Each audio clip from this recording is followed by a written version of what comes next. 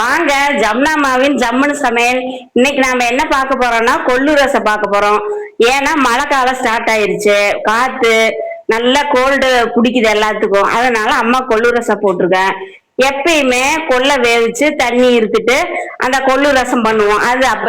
அதல்ல இது கொள்ளை ஃப்ரை பண்ணி எல்லா சாமானத்தை எல்லாம் வறுக்கிறதெல்லாம் வறுத்து பவுடர் பண்ணி வைக்கிற கொள்ளு ரசம்.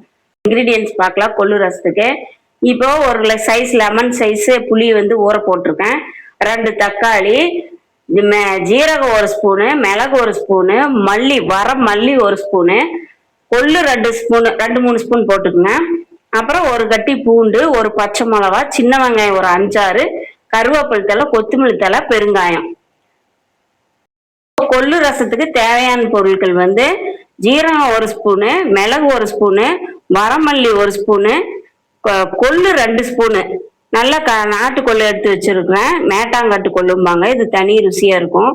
உங்களுக்கு கிடைக்கிற கொள்ளை யூஸ் பண்ணிக்கங்க. இது பெருங்காயம் ஒரு கட்டி. இதுல இது 5 பொருளையும் ட்ரை ரோஸ்ட் பண்ணி பவுடர் பண்ணிக்கணும். பூண்டு, ஒரு மிளகா, சின்ன வெங்காயம், கருவேப்பிலை தழை, கொத்தமல்லி தழை எல்லாம் போட்டு தட்டி வச்சுக்கணும்.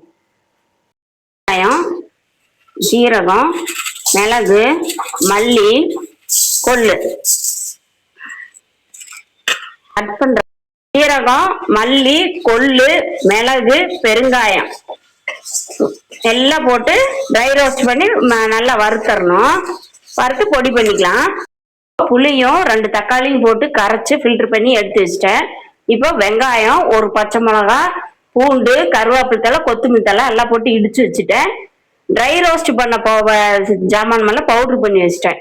அதாவது கொள்ளு, ஜீரகம், மிளகு, வரமல்லி, பெருங்காயம் எல்லாம் போட்டு பவுடர் பண்ணி வச்சிட்டேன். இப்ப நம்ம தாளிக்க போறோம். எண்ணெய் ஊத்திருக்கேன். இப்ப குட்டி சட்டி, இது ரசச்சட்டி. குட்டி சட்டி பாருங்க, அழகா இருக்கு ரசச்சட்டி. இதுல கடுகு போட்டிருக்கேன்.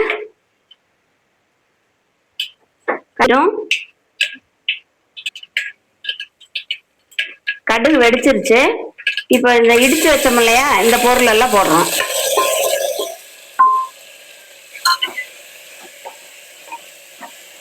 இப்போ புளியும் தக்காளியும் கரைச்ச தண்ணி ஃபில்டர் பண்ணி வச்சுக்கோம்ல, அதை ஊத்திடுறோம். உப்பு போட்டிருக்கோம். இப்போ இந்த பொடியே கொட்டிடலாம். பாருங்க, மனமா அடிக்குது. கிச்சன் ஃபுல்லா மனம் அடிக்குது நல்லா. இப்போ நுர கட்டுது பாத்தீங்களா, ஆஃப் பண்ணிடணும். கொதிக்க விடக்கூடாது.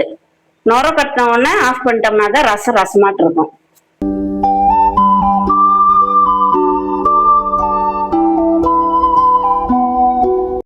கொள்ளு ரசம் ரெடி.